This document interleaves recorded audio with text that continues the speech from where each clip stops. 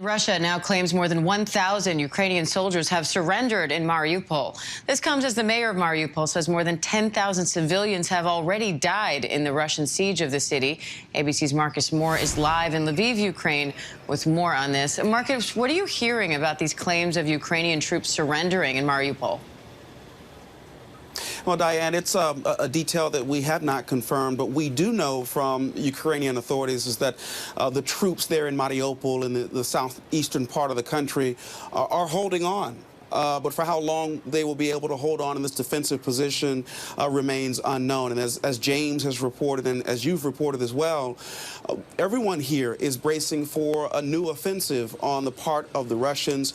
They expect the fighting to intensify there, and that's the reason why President Zelensky and the Ministry of Defense here in Ukraine has been urging the West to continue to provide weapons to Ukraine so they can keep up this fight, and also so they won't lose Mariupol, which would be a strategic advantage for Russia, as well as a symbolic one as well. And Marcus, Ukraine's deputy prime minister says at least 9 humanitarian corridors are expected to open in the embattled eastern part of the country this week to allow civilians to escape heavy fighting. Now, you've met with several people who escaped through these humanitarian corridors, so what are they telling you? Well, Diane, their stories, they're absolutely heartbreaking. It's truly hard to wrap your mind around what they have been through. We have met them not only here in Lviv, in Ukraine, in Western Ukraine, a place that's become this safe haven for them, but also across Europe. We've spent a lot of time in Poland, including over the weekend, where we met families who were at a hotel that's been converted into a shelter for them. And they have described losing their homes. They've described intense interactions with Russian soldiers at checkpoints and fearing for their lives. But in the midst of all of that, I did meet one woman, a mom, who actually managed to smile and laugh despite the fact that she's been forced to leave her home. And in fact, I believe we have sound, a bit of our interview with her. And I want you to take a listen at the moment she was able to smile and the reason why.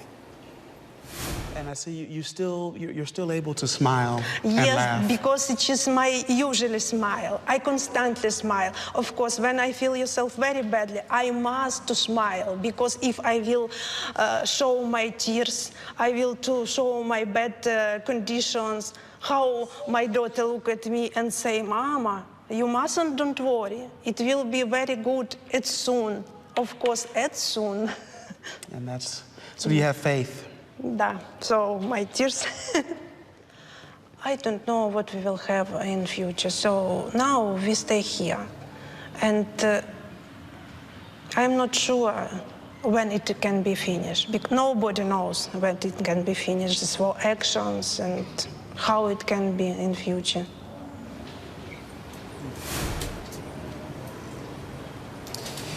And Diane, it's in those moments. It's in those moments when you ask, what's next for you, that every single person I've met from Ukraine who has left their home, not a single person has had an answer for what they will do next. And that's the heartbreaking part of all of this. All right.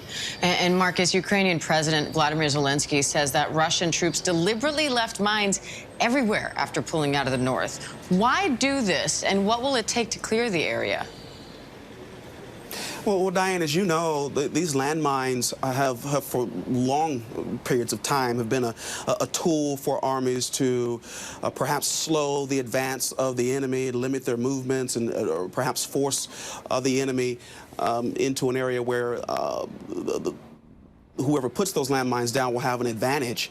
And also, as we have seen, these landmines also present a real risk to civilians once the conflict has ended. And that is what the potential exists right now. And it will be a very methodical effort to remove these mines that, as you know, not only kill, but more often than not maim. And so people lose limbs and that sort of thing. And children, when they do come back to their homes, what's left of them potentially will come in contact with these mines.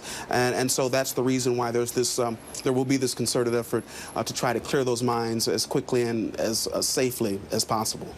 Quite an undertaking there. And Marcus, the Polish border guard is reporting that over the weekend, the number of refugees voluntarily returning to Ukraine hit its highest point for a single day since the war started. Why are these people heading home now, and how risky is that?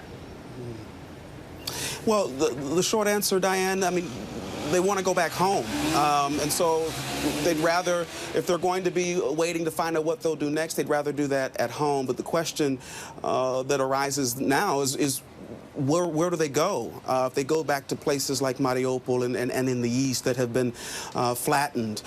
So it is a difficult decision, but it is one that a number of people are making. And I can tell you that we have new information from UNICEF that in the east, 1.4 million people are without clean water.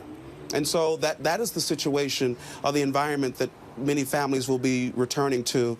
And the risk for millions of others is there as well, that they might lose access to water. So it gives you a sense of the humanitarian crisis that's unfolding here, and also the crisis as it relates to the infrastructure here in this country that right now is very fragile as this war unfolds, and now in its 49th day. All right, Marcus Moore in Lviv, Ukraine. Marcus, thank you.